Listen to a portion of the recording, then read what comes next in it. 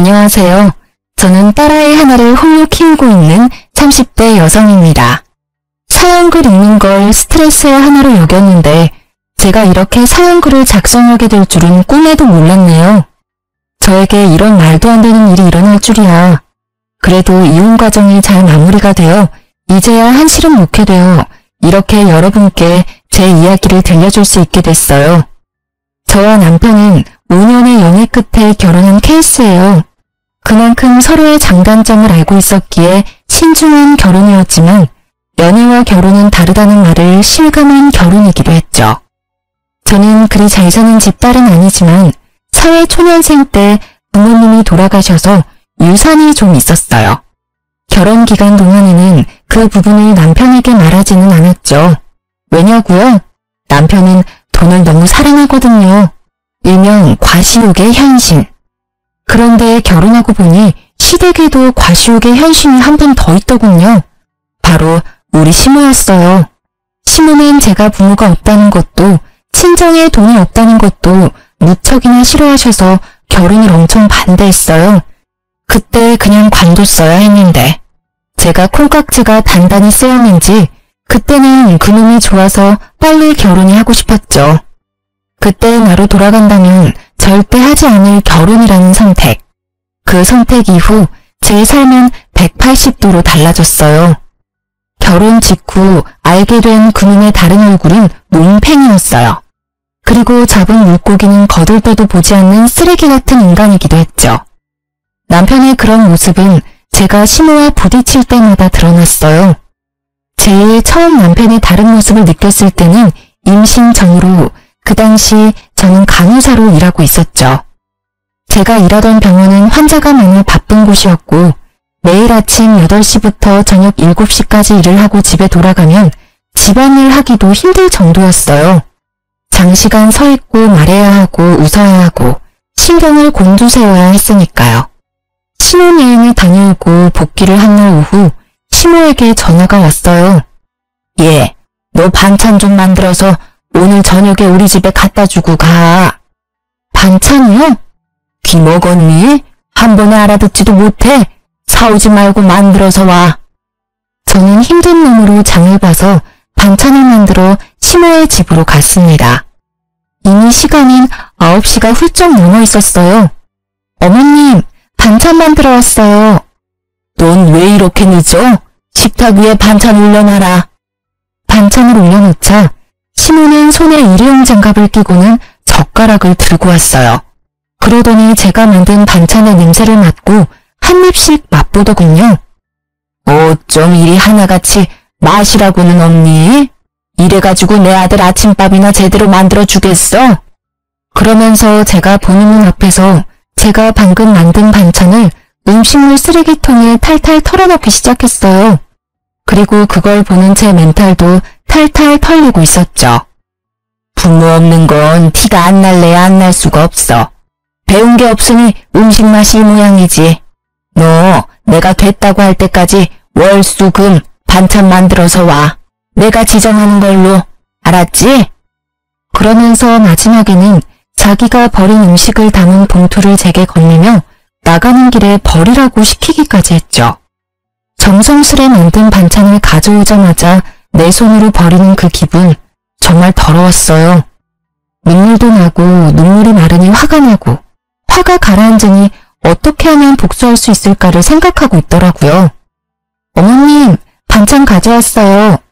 그래, 오늘은 닭갈비, 오이소박이, 시금치 나물이지? 시모가 젓가락을 들어 한 입 넣는 것을 보며 저는 속으로 웃었습니다. 이게 뭐니? 닭갈비가 왜 이렇게 달아?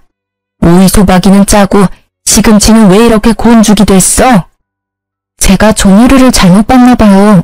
그치만 어차피 쓰레기통에 버릴 음식 상관없지 않나요? 드시지도 않을 거 설탕 덩어리, 소금 덩어리면 뭐 어때요? 먹을 사람도 없는데. 예, 그럼 너 일부러 이랬다는 얘기니? 제가 왜 일부러 그러겠어요. 어머님이 제 음식을 일부러 버리는 게 아닌 것처럼 저도 일부러 그런 건 아니에요. 말하는 것 좀 봐. 음식 버린 게 그렇게 화났어? 그럼 음식을 맛있게 해와. 그럼 그러면 내가 버릴 리가 있겠어? 네가 못 배운 걸 왜 내 탓을 하고 난리니? 어머님도 못 배운 티가 나세요. 누가 음식을 그렇게 함부로 대해요? 음식 남기면 지옥 간다는 말도 있잖아요. 그러다 진짜 큰일 나면 어쩌시려고. 너 지금 나 타박하는 거니? 좀 기가 막혀서 네가 그러고도 며느리야. 음식이 음식 같아야 말이지. 소염물 같은 음식도 반찬이라고 시어머니한테 가져오다니. 네, 어머님이 그렇게 말씀하시면 어쩔 수 없죠. 소염물 같은 음식 2번 다시 어머니께 가져다 드리지 않을게요. 그럼 됐죠? 결국 저는 6개월 만에 반찬 지옥에서 벗어났습니다.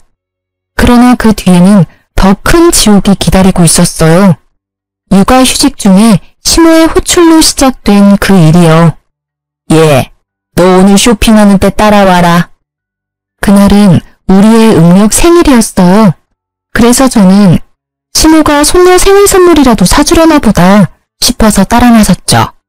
애를 맡길 곳이 없어 어린이집에 맡겨두고 백화점으로 갔어요. 너 뭘 그렇게 멀뚱멀뚱 쳐다봐? 빨리 들어. 아니, 자기는 손이 없고 발이 없는지 저에게 짐을 들도록 시키더라고요. 뭐 거기까지는 그나마 좋게 봐줄 수 있었어요. 백화점에서 몇 보따리를 사서 나온 시모가 이번에는 자신이 가던 정형외과로 향했어요. 시모는 족저근막염이라는 걸 앓고 있는데 잘 낫지 않아서 정기적으로 정형외과를 방문하고 있었어요. 그런데 그날따라 한 간호사와 트러블이 잦더라고요. 저는 하녀처럼 옆에 붙어서 다니고 있었기에 시모의 과도한 요구와 간호사의 불친절이 만나 싸움판이 벌어진 것을 구경하고 있었죠. 아가씨, 여기는 왜 금액이 이렇게 비싸? 저번에 다니던 곳은 이곳 1회 금액으로 2회를 할 수 있을 정도였는데 너무 과잉 청구 아니야? 간호사는 보기 드문 미인이었어요. 한 번 보면 잊기 어려울 정도로 존재감이 넘치는 얼굴이었죠. 그녀는 시모에게 밀리지 않고 더 당당하게 말했어요. 환자분, 그러면 그 병원 가시면 되잖아요. 왜 다른 병원에서 남의 병원을 이렇다 저렇다 떠드시는 거예요? 싫으시면 여기 오지 마세요. 그 병원이 뭔가 마음에 안 들었으니까 여기 오셔놓고 무슨 불평불만이 그렇게 많으세요? 시모 못지않은 드센 기운의 간호사는 시모를 납작하게 눌러버렸죠. 배 파랗게 어린 게 두 눈 부릅뜨고 말하는 것 좀 봐. 어른한테 그게 할 소리야? 너 내가 원장한테 말해서 여기 그만두게 만들어줄 테니까 딱 기다리고 있어. 으름장을 놓는 시모의 말에도 그녀는 내내 성의 없는 말투로 일관했고 결국 시모는 화가 머리끝까지 났습니다. 그런데 엉뚱하게도 그 간호사가 키운 불똥이 제게 튀었죠. 오늘은 저녁 먹고 들어갈 거야. 그 말에 저도 출출함을 느꼈기에 시모를 따라 안으로 들어갔어요. 그런데 갑자기 시모가 이상하다는 얼굴로 저를 쳐다보더군요. 왜 그러세요, 어머니? 넌 왜 따라와? 네? 난 너랑 같이 밥 먹기 싫어. 나도 밥 편하게 좀 먹자. 네 얼굴 보면서 먹으면 체할 것 같아서 그래. 넌 밖에서 짐이나 지키고 있어. 그 순간 진짜 손이 벌벌 떨리는 게 시모의 뺨을 날려버리고 싶은 기분을 참느라 심호흡을 몇 번이나 했는지 몰라요. 짐이나 지키고 있어라. 아우 진짜. 시모만 아니면 저도 아까 그 간호사처럼 대꾸해주고 싶을 정도였죠. 딸아이 생일 선물 사러 온 거라고 생각했는데 그런 것도 아니었고 가면 보니 딸의 생일인지도 모르고 있는 눈치더라고요. 저런 사람을 시모라고 모셔야 하다니. 그러던 중에 전화벨이 울리더라고요. 어린이집 선생님이었어요. 어머님, 저희 마감 시간이 다 되어가서요. 혹시 언제쯤 오시나요? 아, 죄송해요. 최대한 빨리 데리러 갈게요. 죄송합니다. 갈 때까지 조금만 봐주세요. 전화기 너머로 연신 고개를 숙이며 사죄의 말을 한 저는 남편에게 급히 전화를 걸었습니다. 당신 빨리 어린이집에 좀 가봐. 마감 시간이라는데 내가 가기가 좀 그래. 당신 애 보려고 육아휴직하는 거 아니었어? 지금 어디서 뭘 하고 있길래 애도 맡겨놓고 밖이야. 내가 지금 놀고 있으면 당신한테 전화했겠어? 다짜고짜 왜 나한테 화내고 난리야. 나 지금 어머님하고 밖에 나와 있거든? 당신 퇴근 시간 넘었는데 집 아냐? 나 지금 바빠. 갑자기 전화해서 데려오라 말라야. 나 안 갈 테니까 당신이 알아서 해. 자기 말만 하고 끊어버리는 남편 때문에 저는 열이 더 받았고 결국 이제 막 밥 한 술 뜬 시모에게 가서 말했어요. 어머님, 어린이집에서 마감 시간이라고 연락 왔어요. 제가 데리러 가야 할 것 같은데 괜찮을까요? 저는 최대한 정중히 물어봤어요. 설마 손녀딸 일인데 그마저도 하지 말라고 하지는 않겠지. 그렇지만 시모는 제 짧은 생각을 한참 넘어서는 상식의 소유자였어요. 네가 가면 내 짐은 누가 지키니? 그리고 나 혼자 저 많은 짐을 어떻게 들고 가? 넌 생각이 있는 애니 없는 애니? 어머니야말로 생각이 있어요? 라고 묻고 싶은 걸 꼭 참았습니다. 그리고 다시 정중하게 말씀드렸어요. 어머님, 어린이집 마감이면 선생님도 집에 가셔야 해요. 우리 애 하나 때문에 선생님 힘들게 할 수는 없는 노릇이잖아요. 그게 그 사람들 일 아니니? 바쁜 사람 위해서 어린이집이 있는 거지. 그렇죠. 바쁜 사람을 위한 어린이집이죠. 그런데 저는 바쁜 일이 없으니까 그만 가보겠습니다.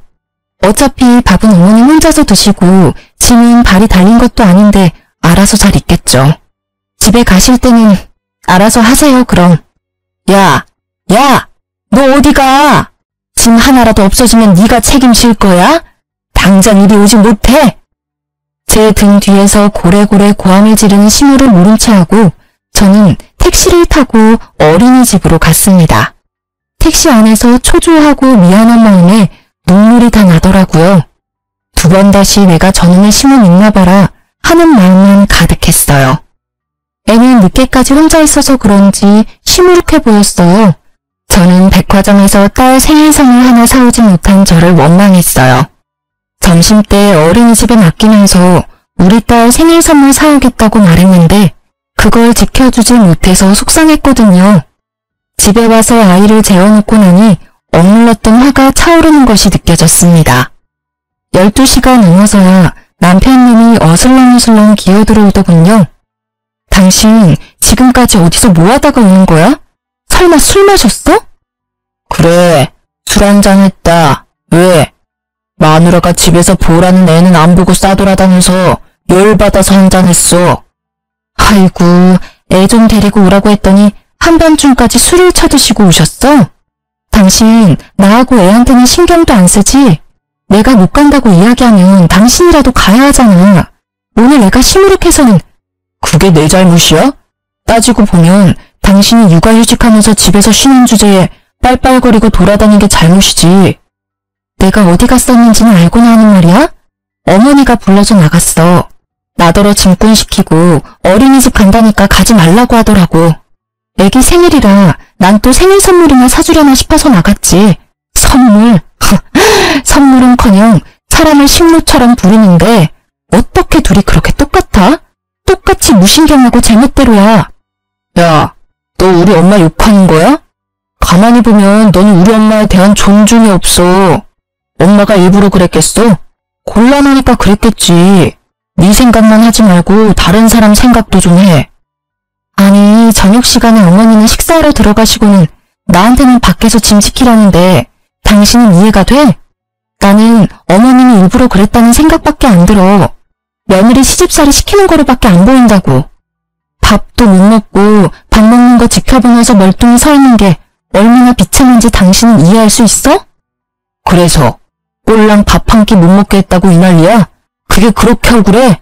자, 돈 줄 테니까 가서 먹고 와. 아주 배 터지게 먹고 와. 그럼 되겠네. 갑자기 지갑을 열어젖힌 남편이 제 얼굴로 10,000원짜리 한 장을 집어 던졌어요. 순간 그 치욕과 더러운 기분이 한데 뭉치면서 제 눈깔도 돌아버렸습니다. 이 인간이 돌았나? 지금 내 얼굴에 돈을 던져? 내가 지금 돈 없어서 그러는 줄 알아? 사람을 하늘처럼 부려먹는 당신 엄마한테 열받아서 그러지. 당신 엄마? 이게 오냐오냐하니까 시어머니를 뭐라고 생각하는 거야? 그리고 돈 준 게 싫어? 너 매일 입만 열면 돈 없다 돈 없다 앵는데잖아. 그리고 남들은 애 보면서 살림도 잘만 하는데 당신은 그거 하나도 제대로 못해서 바쁜 사람 오라가라야? 진짜 한 대 패버리고 싶은 걸 겨우 참았어요. 저놈이 지금까지 돈 없다는 제 말을 이런 식으로 받아들인 줄 몰랐어요. 매번 남편 사치를 말리려고 돈 없다고 자제시킨 것뿐인데. 그래, 남의 남편들은 일하면서도 애한테 어찌나 지극정성인지. 그에 비하면 우리 애 아빠라고 있는 놈은 그 와중에 자기 엄마랑 똑같이 애 생일까지 잊어버리고 바로 어제 이야기했는데 애 얼굴 보는 거 미안하지도 않니? 음력 생일이 뭐가 중요한데 양력 생일 챙겨주면 되잖아. 이러니 내가 당신을 못 믿지. 당신 아버님이 음력 생일 지내라고 한 거 잊었어? 어떻게 아버님만 연락 올 수가 있어? 당신이 오늘 어떻게 나오는지 보고 아버님한테 말할까 말까 고민했는데 안 되겠어. 내일 당장 전화해서 이야기할 거야. 잠깐만. 그런 걸로 무슨 전화까지 해. 좋아. 그럼 내일 가족끼리 가까운 동물원이라도 갔다 오자. 우리 딸 동물원 좋아하잖아. 헬렐레 하던 남편을 바짝 긴장하게 만든 건 제가 아니라 시부였죠. 남편은 시부가 운영하는 작은 회사에서 관리직이라는 명목뿐인 직급으로 일하면서 월급을 받고 있거든요. 게다가 월급 외에도 손녀 용돈이라는 명목으로 매달 몇십만 원씩 주셔요. 몰래 저한테는 따로 용돈도 주시고요.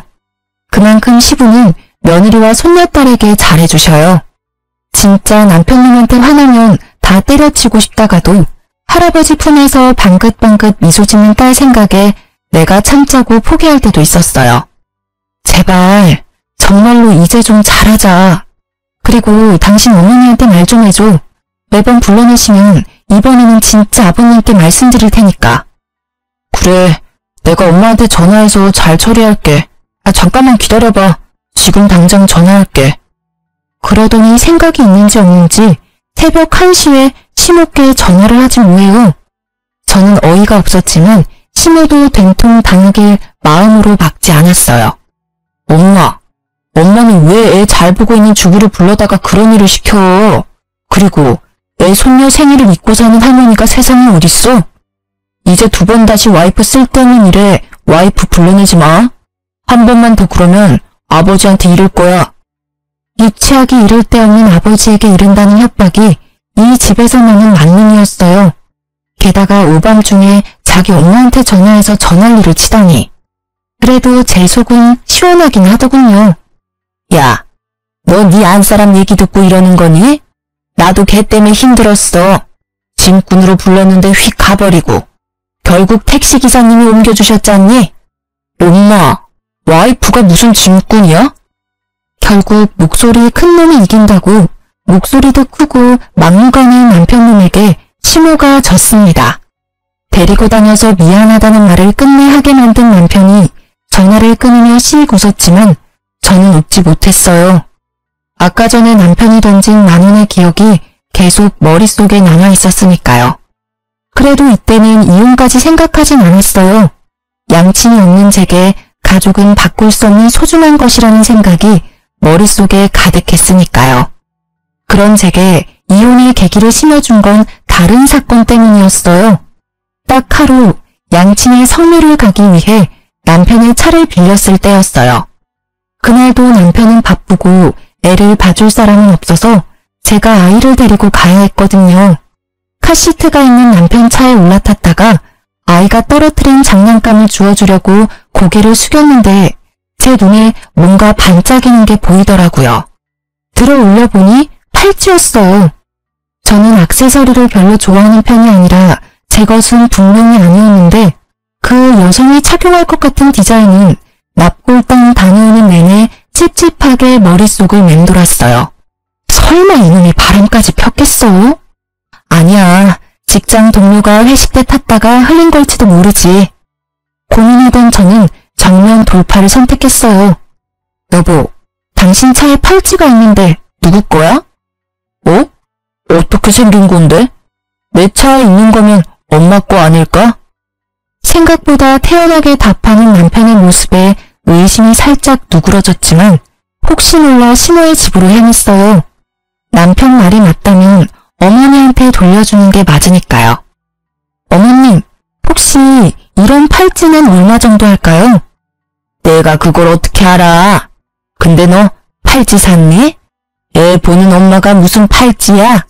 게다가 딱 봐도 싸구려처럼 보이는데. 하긴 너한테는 딱이긴 하네. 말 한마디 한마디에 빈정거림을 싣는 재주를 가진 시모를 제쳐두고 저는 제게 거짓말을 한 남편에 대한 찜찜함을 견딜 수 없었어요. 팔찌에 대해 알아보니 요즘 젊은 사람들이 선호하는 브랜드라고 하더라고요.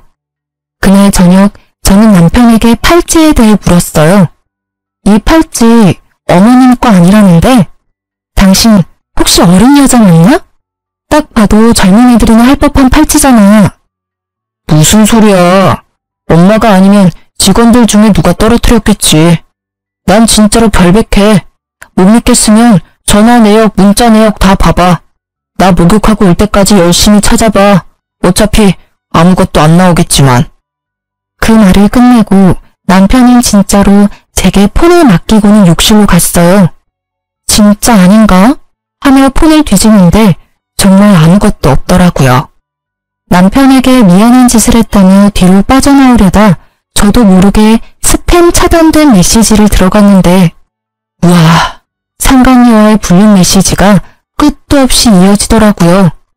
보니까 스팸 차단된 번호는 이 차단된 메시지 내역으로 들어가야만 볼 수 있는 거였더라고요. 내가 못 찾았다면 끝까지 발뺌했을 남편에게 열이 받았지만 일단 먼저 사진부터 쭉 찍었어요. 읽는 것보다는 증거부터 남겨야 하니 후다다닥 찍었죠. 그때 내 눈에 들어온 메시지. 오빠, 택리가 늦어져. 딱 보니 갈 때까지 간 것 같은 이 문자. 빡친 저는 사진 다 찍고 남편 폰을 원래대로 돌려놨어요. 그리고는 제 폰의 녹음 기능을 켜고 놈이 나오기를 기다렸죠. 당신 폰 진짜로 내가 뒤져봐도 돼? 정말 맹세코 바람 안 폈다고 말할 수 있어? 당연하지. 나는 떳떳해. 다 뒤져봐도 돼. 내가 허락할 테니까 마음대로 봐. 남편 놈의 허락도 맡았겠다. 저는 알겠다고 하고 뒤지는 신용만 했습니다. 그리고는 아무 말 없이 안방으로 가 누웠죠. 옆에서 봐봐, 없지? 하며 의기양양하게 웃는 모습에 한 대 팰까 했지만 참았어요. 마지막 결정적인 한 방을 위해 정말로 영혼까지 끌어모아 참았습니다. 그놈이 출근하고 저는 바빠졌습니다. 찍어놓은 수십 장의 사진을 분석해야 해서요. 그러다 보니 주소를 찍은 문자가 있더군요. 그런데 그 문자 주소가 눈에 익었어요.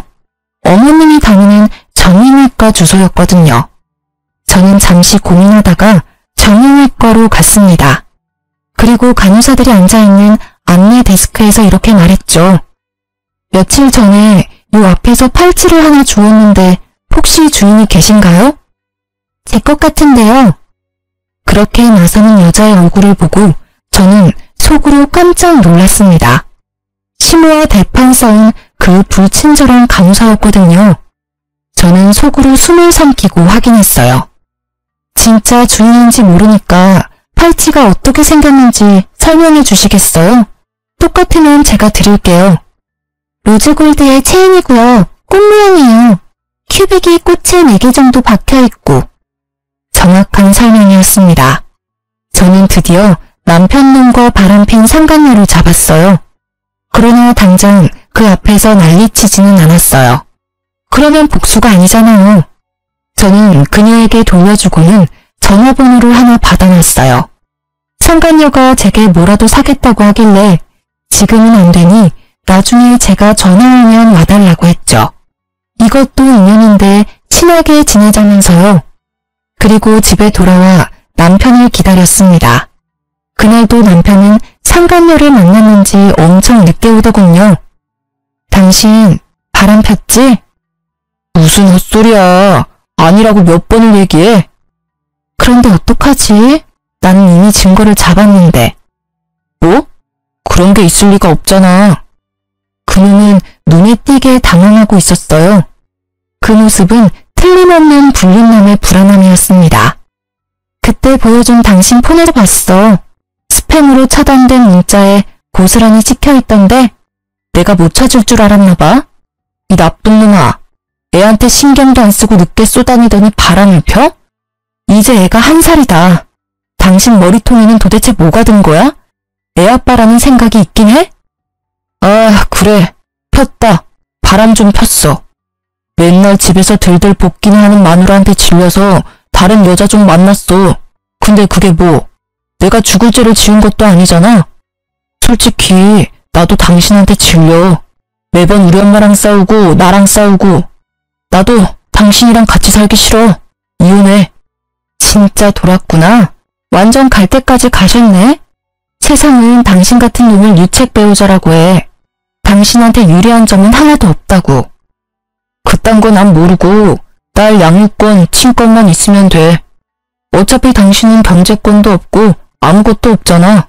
그러니까 당신은 애 못 데려가. 우리 딸이 황금알을 낳는 거위인데 당신이 가져가면 똥 되는 거야. 에라이 미친놈아. 딸을 돈 버는 기계로 생각해? 아버님이 주시는 용돈 때문에 애 데려가려는 거면 절대 못 데려가. 이혼하자고? 그래. 내가 못할 줄 알아. 이혼해. 소송 걸고 엉망진창으로 같이 싸워보자. 어? 지금 당장 어머님 댁으로 같이 가. 가서 이혼하겠다고 말씀드리고. 화가 머리끝까지 난 저는 시모 집으로 가는 차 안에서 시부와 상간녀에게 문자를 보냈습니다. 시모의 집 주소를 보내면서 지금 이쪽으로 오라고 말이죠. 갑자기 너희들 무슨 일이야? 둘이서 같이. 어머님, 저희 이혼하기로 했어요. 제가 말을 꺼내자마자 시모의 얼굴빛이 확 달라지며 눈을 반짝이더군요. 저는 속으로 웃었습니다. 남편놈의 상간녀가 누구인지 알고도 이렇게 좋아할 수 있을까요? 어머, 얘 잘됐다. 너희는 아무리 봐도 안 맞았어. 어쩜 잘 생각했어. 어머님, 안 맞아서 헤어지는 게 아니라 이 사람이 바람 펴서 헤어지는 거예요. 바람? 너 진짜 바람 폈니? 그건 곤란한데. 저는 시모가 맞받아칠 줄 알았는데 시모는 답지 않게 당황스러운 표정을 지어 보였습니다. 곤란한 게 아니라 잘못된 거죠. 어머님은 아들을 어떻게 키우셨길래 그걸 당당하다고 말하는 거죠? 얘는 말은 똑바로 해. 사람이 바람을 피우는 데는 원인 제공을 한 너한테도 문제가 있어. 제가 무슨 원인 제공을 했어요? 제가 제발 좀 여자 만나라고 이 인간한테 여자를 들이밀기를 했어요? 아니면 여자한테 우리 남편 좀 만나달라고 빌기라도 했어요? 말을 참 이상하게 하네요? 잘못은 이 새끼가 했는데 왜 제 탓을 하세요? 네 꼴을 좀 봐. 그걸 나한테 물으면 내가 뭐라고 해야 하니? 네가 이렇게 추레하게 다니니까 네 남편이 바람을 피우지. 얼굴이 못생겼으면 돈이라도 많던가. 세상에 하고 많은 여자 중에 꼭 골라도 이런 애를 골라서는 그래도 이제 헤어진다니 다행이구나. 그게 무슨 소리야? 방문이 열리고 시부가 들어왔습니다. 시부의 얼굴이 열을 받아 벌겋게 달아올라 있었고 시모의 얼굴은 새파랗게 질렸습니다. 야, 너 바람 폈어? 진짜 바람 펴서 며느리랑 헤어지는 거야? 그게 바람을 핀 게 아니라 성격이 안 맞아서 헤어지는 거예요. 매번 엄마랑 싸우고 저랑도 안 맞고. 대신 애는 제가 데려올 거예요, 아버지. 아버님, 그에게 상간녀가 있더라고요. 이게 바람 핀 게 아니면 뭐겠어요? 그 여자랑 결혼하겠다고 저랑 헤어지겠대요. 멍청한 놈, 전화에 몹쓸 놈. 핏줄 어디 안 간다더니 지 엄이랑 똑같은 짓을 해? 네 엄이랑 내가 왜 별거 중인지 몰라서 그런 짓을 해? 여보, 지금 며느리는 저희랑 급이 안 맞아요. 친정에 부모도 없고 돈도 없고 그렇다고 예쁘기나 해요? 그 입 좀 다물어. 당신 그 바람기로 내가 받은 고통, 이번에는 당신 자식이 제 아내한테 그대로 저지르고 있어. 당신은 느끼는 게 없어? 그러고도 당신이 어미야? 아버지, 이 사람이 매번 어머니랑 싸워서. 내가 바보냐? 며느리한테 다 들어서 이미 알고 있다. 하나부터 열까지 네 어미와 네가 잘못한 짓을. 네 어미가 그런 짓을 저지르면 너라도 네 처를 감싸고 위로해야지. 아이고, 자식 새끼라고 하나 있는 게 모질이가 따로 없어. 이유가 어찌 됐든 둘 다 이혼하기로 한 거 그냥 허락해주고 재혼시켜줘요. 새로 들일 애는 집도 꽤 살고 애도 참아대요. 이놈의 옆했네. 끝까지 반성은커녕 불난 집에 부채질만 해? 좋아. 그렇다면 나도 이제껏 질질 끌어온 일을 해결해야겠지. 오늘부터 당신에게 주던 돈은 다 끊을 거야. 아니 여보, 그럼 저더러 어떻게 살라는 말이에요? 그리고 너, 내일부터는 다른 직장 구해봐.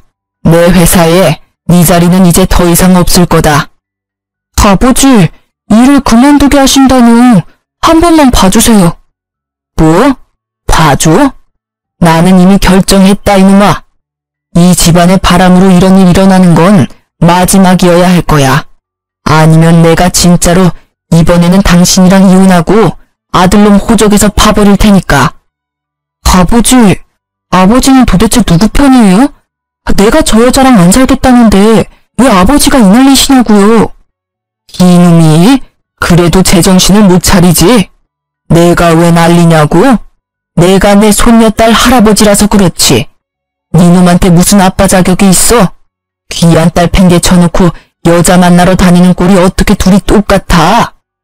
시부의 분노에 찬 고함 소리가 끝나자마자 벨이 울렸어요. 저는 후다닥 뛰어나가 상간녀를 안으로 들였습니다. 제가 부탁한 순대 사오셨네요? 고마워요. 제가 순대를 너무 좋아하거든요. 자, 어서 들어오세요.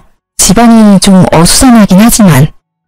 거실로 들어오는 그녀의 모습에 놀란 건 남편뿐만이 아니었어요. 두 사람의 그 썩어버린 표정을 보니 제 기분이 너무 상쾌하더라고요. 게다가 상간녀는 남편과 시모를 쳐다보더니 망했다는 표정으로 그 자리에 서 있었어요. 망했겠죠. 자기가 그렇게 업신여기던 민폐 혼자가 여기 딱 서 있는데. 왜 네가 여기 와? 나 팔찌 찾아주신 분이 이분이셔. 뭐? 팔찌? 그래, 그 팔찌. 망할 당신이 나한테 거짓말했던 그거 어머님 거 아니었더라? 그래서 내가 주인 찾아줬어. 그리고 이참에 여기에 불렀지. 관계자들 다 모였으니까 이혼 얘기 이제 해보자고. 제 말이 끝나기도 전에 시모는 발광을 했습니다. 거의 발작 수준이었죠. 그것도 이해는 가요. 시모를 하찮게 여긴 간호사잖아요. 물론 하찮은 사람이긴 하지만 대놓고 그런 대우를 당한 게 처음이라. 예, 너 만난다는 여자가 이 여자야? 미쳤어, 미쳤어. 이 여자 절대로 안 돼. 도대체가 너는 보는 눈이 왜 이렇게 없어?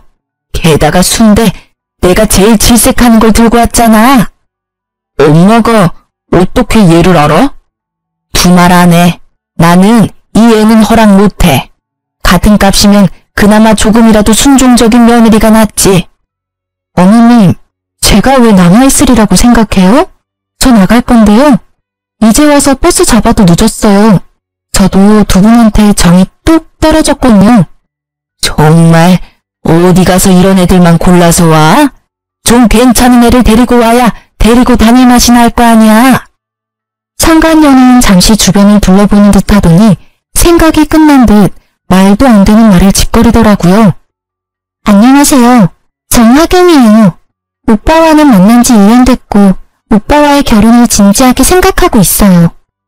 머리가 돌아버린 건지 원래 앞만 보고 사는 건지는 모르겠지만 아직 정식으로 이혼도 안 한 와이프 앞에서 당당하게 말하는 꼴을 보니 보통 꼴통은 아니구나 하는 생각이 들었죠.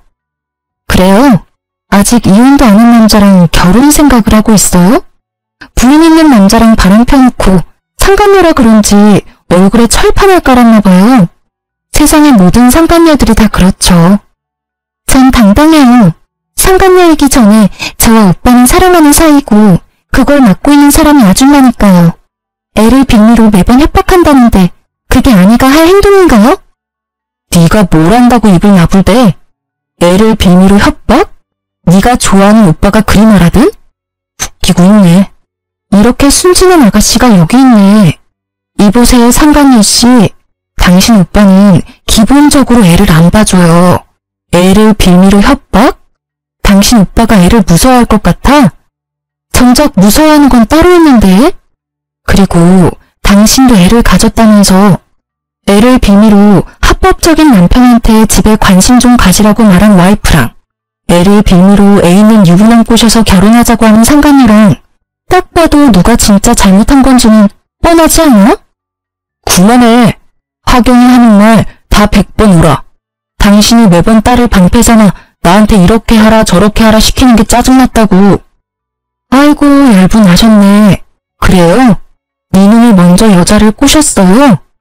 그래서 잘하는 짓이다. 어? 어린 여자 임신시키고 나니 늙은 마누라는 필요 없다 이거지? 그래. 당신 같은 늙은 호박 나도 필요 없어. 헤어지자니까 왜 사람들을 불러 모아서 일을 크게 만드는데? 아, 제발 나랑 헤어져 줘라. 어? 알았어. 헤어져 줄게. 그치만 어머님도 아버님도 아셔야 하잖아. 우리가 왜 헤어지는지, 누구에게 잘못이 있는지, 누가 가정을 파탄냈는지. 말만 하면 다 내 탓이지. 그러는 너는 도대체 뭘 잘했다고 그렇게 큰 소리야? 나 잘한 거 없어. 그치만 잘못한 것도 없지. 나는 지금 횡단보도에서 신호지킴에 서 있다가 뺑소니 당한 기분이거든. 잘못한 게 없어? 매번 엄마랑 싸우고 나한테 이빨 들이댄 게 누군데? 엄마가 처음부터 당신이랑 결혼 반대할 때 알아봤어야 했어. 야, 돈 없이 커서 궁상 맞은 것도 하루 이틀이지. 어떻게 매번 돈 없다고 나를 들들 볶을 수가 있어? 망할 남의 편을 꺼낸 그 말이 비수가 되어 제게 꽂혔지만 저는 저놈 등 뒤에 칼 꽂을 생각에 기분이 더 좋아졌어요. 돈 없이 커서 궁상 맞은 나에게 몇 억의 유산이 있다는 걸 알면 이놈은 어떤 반응을 할까 싶었거든요. 솔직히 제가 상간녀를 부르고 남편을 부채질한 건 두 사람이 결혼했으면 하는 마음에서였어요. 저는 이 여자에게 주고 싶었어요. 제가 이 지랄 맞은 시무와 남편에게 당한 수모와 치욕스러움을 말이죠.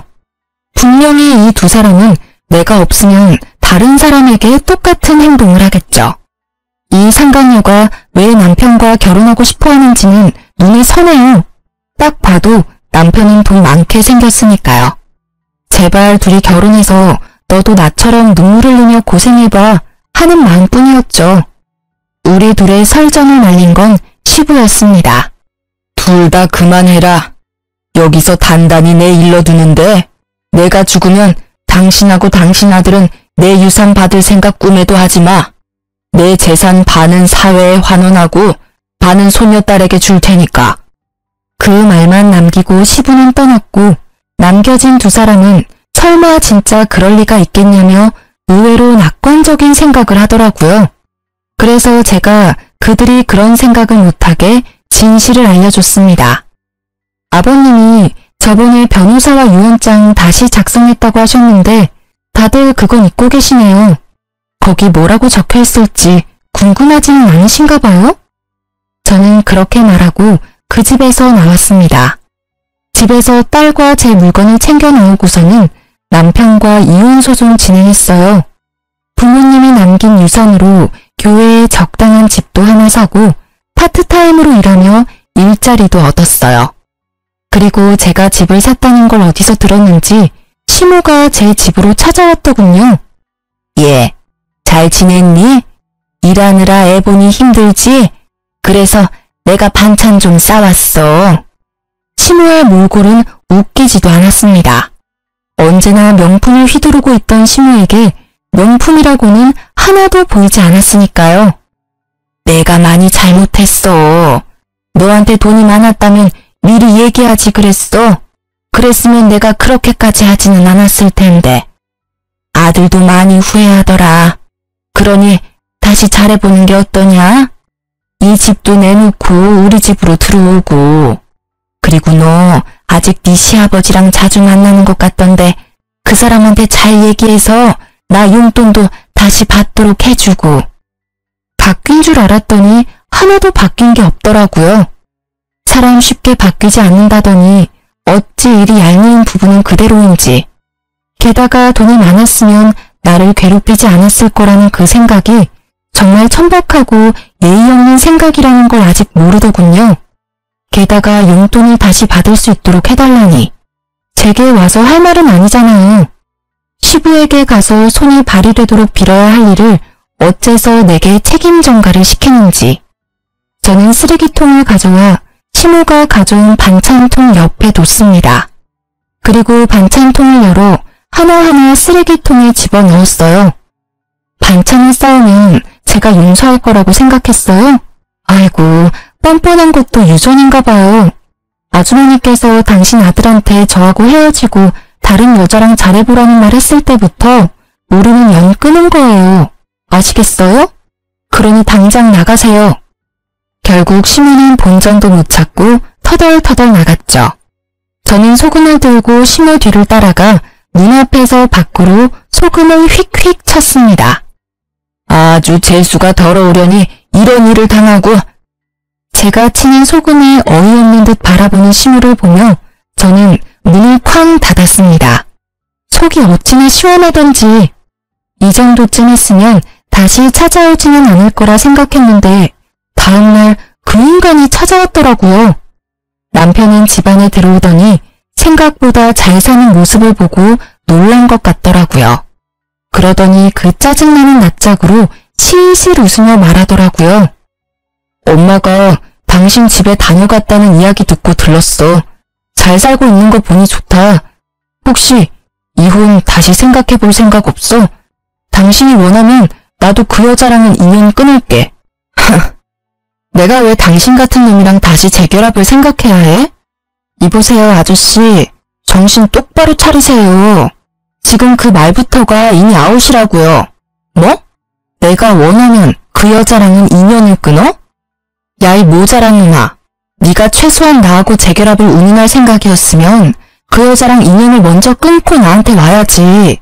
순서가 한참 바뀌었잖아. 지금 살고 있으면서 무슨. 아서라. 네가 억만금을 들고 와도 너랑 다시 재결합은 안 해. 그러면 돈이라도 좀 빌려줘. 한 1,000,000원만. 미친. 나한테 돈 맡겨놨어? 그리고 왜 내가 너한테 돈을 빌려줘야 해? 내가 지금 당장 너한테 위자료 받아도 모자랄 판에. 그래, 이혼 소송하고 있으니까 막 가는 거야? 당신이 이렇게 돈 많이 있는지 몰랐지. 있었다는 걸 알았으면 나도 헤어지자고 하진 않았을 거 아니야? 이 말도 진짜 웃기다. 뭐? 돈이 있으면 헤어지자고 하지는 않았을 거라고? 그리고 상간녀랑 분류는 계속 했을 거고? 그게 더 지옥이었겠네. 이러고 보니 내가 너랑 이혼을 결심한 게 올해 들어 제일 잘한 일 같아. 당신이 맨날 돈돈거리니까 내가 다른 여자한테 간 거잖아. 그 부분은 당신이 잘못했다고 생각해. 나 모아놓은 돈도 없는데 일자리도 잃었어. 아버지가 퇴직하고 다른 데 알아보라고 해서. 퇴직금은? 그건 아버지가 내 차 가지고 가셔서 새로 차 샀어. 지금 당장 밥 사 먹을 돈도 없어서 힘들다고. 당신 돈 많아 보이니까. 진짜 달라지지 않은 그 허세와 과시욕에 저는 속으로 혀를 찼습니다. 퇴직금은 못해도 5천 정도는 됐을 텐데 또 비싼 차를 샀겠구나 하는 생각에 웃음이 났어요. 그 상간녀는 지금 속에서 얼마나 열불이 날까 싶어서요. 그래? 그럼 어쩔 수 없네. 자. 저는 가방에서 지갑을 꺼냈습니다. 그 손끝이 흥분으로 떨리는 걸 겨우 참았어요. 언젠가 다가올 이 순간을 위해 제 지갑 안에는 1,000원짜리 10장이 빼곡히 들어가 있었습니다. 저는 그 1,000원짜리 10장을 꺼내서 남편의 얼굴을 향해 시원히 뿌렸습니다. 배고프면 나가서 사 먹어 이 등신아. 정말 10년 묵은 채증이 내려가는 기분에 저는 숨통이 확 트이는 걸 느꼈어요. 1,000원짜리 세례에 제대로 열받은 남편은 저를 노려보더니 열받아 집을 빠져나갔어요. 그리고 시모에게 했던 대로 따라 나가서 소금을 휙휙 치고는 다시 집으로 돌아왔습니다. 그 뒤로 그 사람들은 제 집에 찾아오지 않았어요. 그 자존심만 센 인간들에게 저희 집은 치욕과 수치스러움의 기억이니까요. 나중에 시부에게 들어보니 시부가 시모 집을 팔아버리는 바람에 상간녀와 전 남편 시모가 함께 살게 됐나 봐요. 그 상간녀도 대단한 게 시부의 재력이 탐나는지 언젠가 시부가 전 남편을 다시 거둘 거라는 생각 때문이었는지 셋이 같이 살기로 했다더군요. 하지만 전 남편과 시모는 그런 상간녀를 저 대신 봉이라고 생각했는지 하나부터 열까지 돈돈거리며 괴롭혔다더라고요. 제대로 빨대 꽂으려고 한 거죠. 나중에 두 사람이 빈털터리에 자기가 봉이라는 사실을 뒤늦게 깨달은 상간녀가 시모 명품들을 모조리 들고 도망갔대요. 시모는 상간녀를 잡으려고 눈에 불을 켜고 돌아다니다 결국 못 잡고 집에 붙어 있다고 하고요. 전 남편은 결국 일을 시작했으나 매번 잘려서 현재는 전단지 알바를 하며 살고 있다고 해요. 얼마 전에 그 동네에 들릴 일이 있었는데 다 잃고 기력까지 잃은 시모가 처음에는 못 알아볼 정도로 늙었더라고요. 그 모습에 뿌린 대로 거둔다는 말이 생각났어요. 요즘 여전히 시부와 제 딸은 자주 만나요. 재혼 생각은 글쎄요. 지금으로서는 별 생각 없네요. 사람 일 모르는 거라고 하지만 회복에 시간이 걸릴 것 같아요. 가족이 완성체여야만 행복하다고 생각한 지난날을 반성하며 단 둘뿐인 가족만으로도 행복하게 지내고 있으니까요. 긴 사연글 읽어주셔서 감사합니다.